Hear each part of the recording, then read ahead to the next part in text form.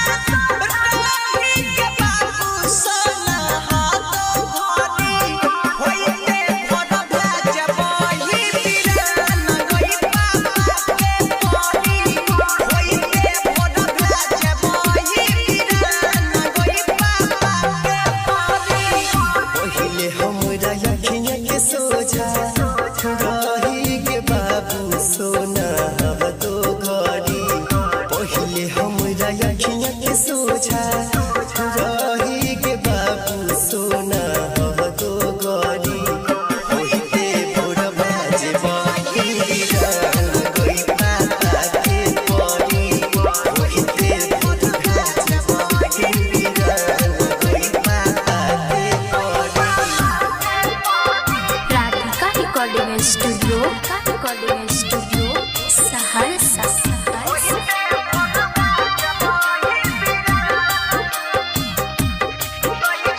DJ विकास मटियार कला Sitamarhi.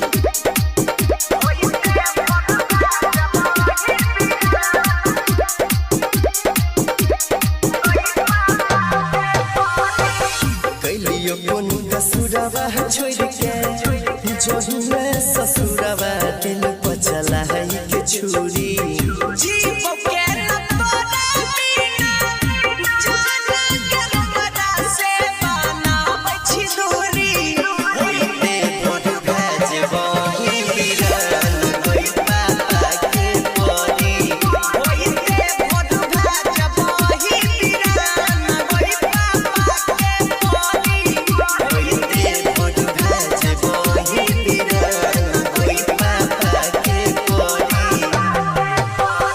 Radhika recording studio